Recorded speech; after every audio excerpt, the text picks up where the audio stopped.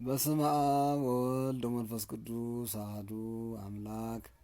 የልዑል እግዚአብሔር ቤተሰቦች ወገኖቻችን ኦርቶዶክሳውያን በእግዚአብሔር ፍጹም ሰላም እንደምሰነበታችሁ የእግዚአብሔር አምላካችን ስሙ የተመሰገነ ይሁን። እንኳን ለዳግማዊ ትንሣኤ ወይም ዳግማዊ ትንሣኤ በሰላም አደረሳችሁ አደረሰን።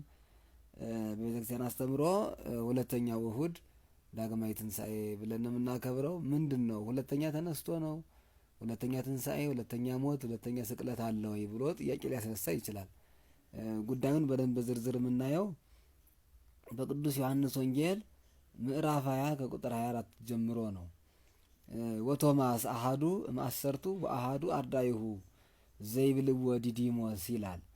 ዲዲሞስ ይሉት የነበረ ቶማስ የተባለ ቅዱስ ሐዋርያ ከ11 ሐዋርያት አንዱ የሚሆነው ቶማስ ያህሎ ምስሊሆሙ ሶበ መጽአ እግዚእ ኢየሱስ ጌታ ኢየሱስ ክርስቶስ ትንሣኤውን በገለጠላቸው ጊዜ ለቅዱሳን ሐዋርያት ከእነሱ ጋር አልነበረም ይላል። ወይቤልዎ ካልአኒሁ አርዳ፣ ሌሎቹ ሐዋርያት ምን አሉት? ሪናሁ ለእግዚእነ፣ ጌታችን እኮ አየነው፣ ተነስቶ በብሩህ ትንሣኤ ሞትን ድል አድርጎ አየነው አሉት። ወይቤሎሙ እመ ኢርኢኩ እደዊሁ ወእገሪሁ ሀበ ቀነውዎ ወእመ ኢወደይኩ አጽባይቴ ውስተ ቅንዋቲሁ ወእመ ኢያባይኩ እዴ ውስተ ገቦሁ ኢየአምን። ቅንዋት የተቀበለበትን የተቸነከረበትን እግሩን ካላየው እጄንም በጎኑ ሰድጄ የተወጋ ጎኑን ካልዳሰስኩ ካልተረዳሁ በስተቀር አላምንም ይላቸዋል።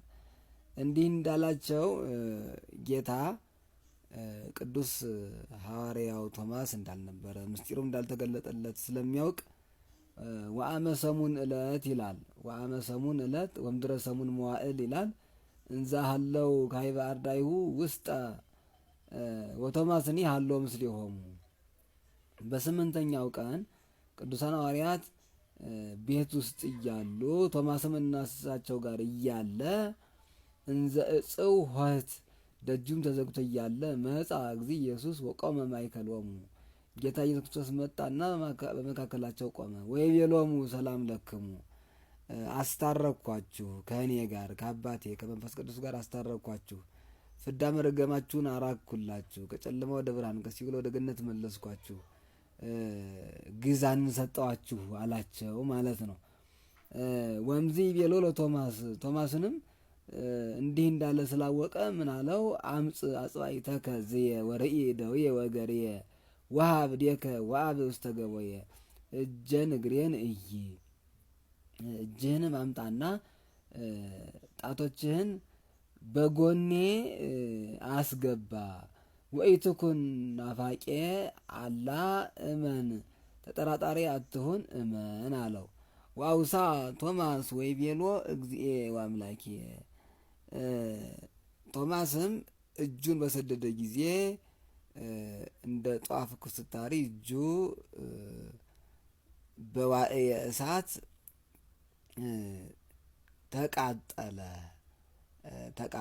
እርር ኩምትር አለ እጁ።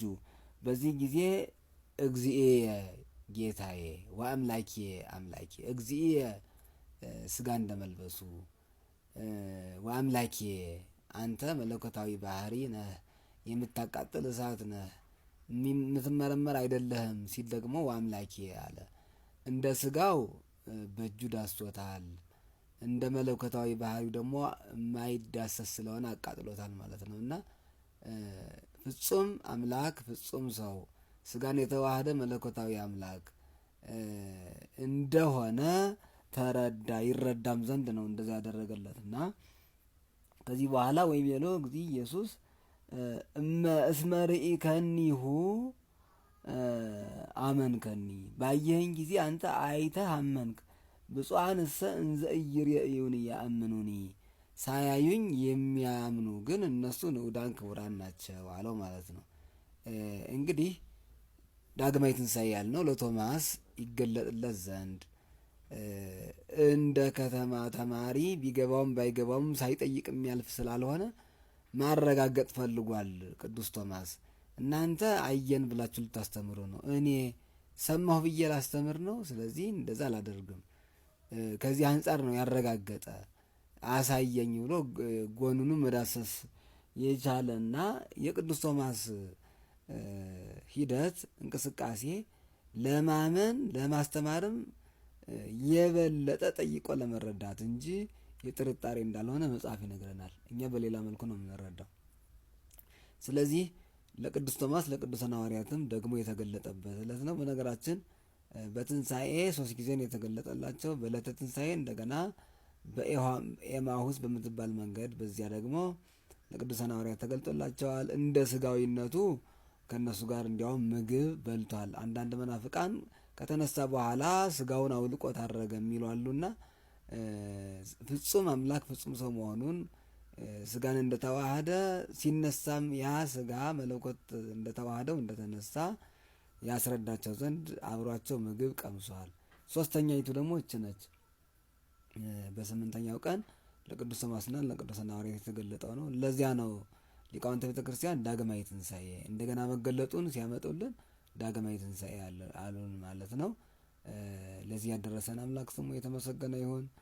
የሀገራችን የቤተ ክርስቲያናችን ዳግማዊ ትንሣኤም በእሱ ትንሣኤ አንጻር እንዲያሳየን ፈቃዱ ይሁንልን።